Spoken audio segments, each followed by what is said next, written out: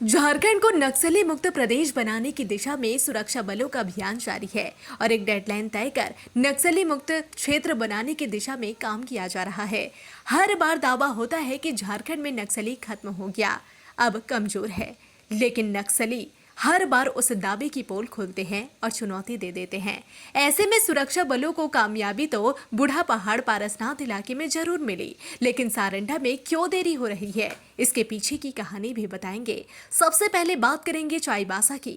वहां कौन से बड़े नक्सली है और कौन सा एरिया ज्यादा घातक है। सारंडा का जंगल, जिसे सारंडा रेंज के नाम से नक्सली समझते हैं।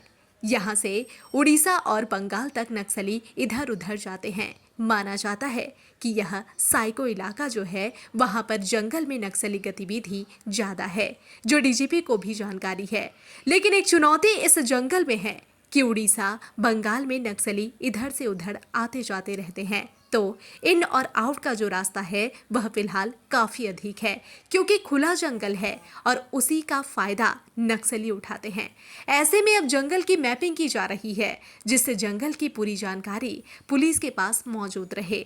नक्सली किस रास्ते से भागते हैं और किस रास्ते से फिर वापस इस जंगल में एंटर कर जाते हैं। अब तक इस जंगल में लंबे समय से ऑपरेशन चल रहा है, जिसमें सीआरपीएफ, झारखंड जगुआर और चाईबासा पुलिस संयुक्त रूप से काम कर रही है।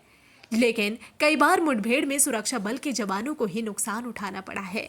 हाल ही में देखें तो आईईडी ब्लास्ट हुआ और 2 जवान उसकी चपेट में आ गए, जिसमें एक शहीद हो गए और एक अस्पताल में भर्ती है। शहादत का बदला लेने की बात कही गई, लेकिन इससे पहले भी कई शहादत इस जंगल में हुई है।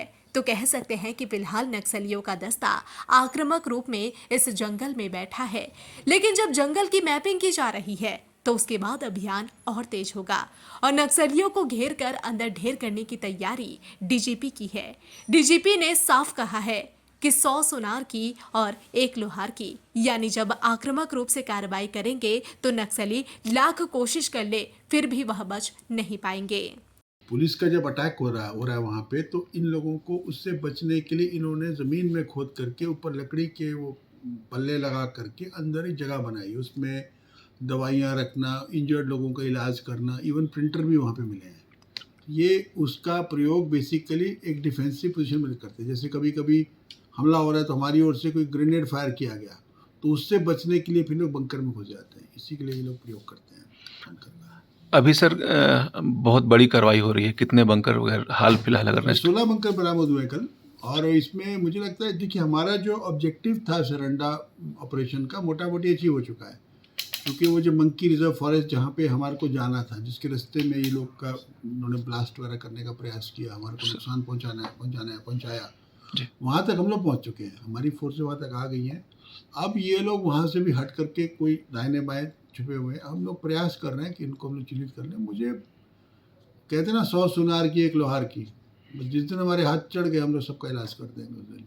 फिलहाल तो चाईबासा के जंगल में कई बड़े माओवादी हैं, चाहे सिर्फ बेसरा की बात करें या फिर एनएलडा के साथ तमाम शीर्ष माओवादी इस जंगल में छिपकर बैठे हैं और इस कदर आतंक फैला रहे हैं, जिसे लगाम लगाना एक चुनौती से कम नहीं। ऐसे में सवाल यह है कि आखिरकार सारंडा इतनी चुनौतियों से भरा क्यों है। जब सुरक्षा बल के जवानों ने बूढ़ा पहाड़ और पारसनाथ के बंगा बंद को नक्सली मुक्त जल्द कर दिया, तो फिर सारंडा में देरी आखिर क्यों हो रही है। तो सवाल का जवाब भी है।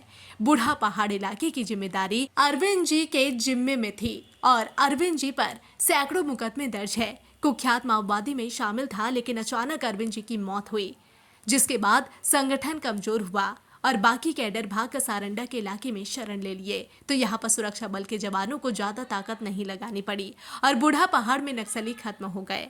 उसके बाद गिरिडीह का पारसनाथ एरिया की जिम्मेवारी प्रशांत बस की थी। जी हाँ, शीला मरांडी भी थी, लेकिन दोनों की जब गिरफ्तारी हुई तो यहाँ भी संगठन कमजोर पड़ा और यहाँ से भी जो माओवादी थे वह कोल्हान की ओर कुछ कर गए। तो यहाँ पर भी पुलिस को ज्यादा मेहनत नहीं करनी पड़ी। लेकिन सारंडा का जंगल में अब तमाम माओवादी बैठे हैं, जिस वजह से अभियान में देरी हो रही है। लेकिन आने वाले दिन एक नए सवेरे के साथ शुरू होगी।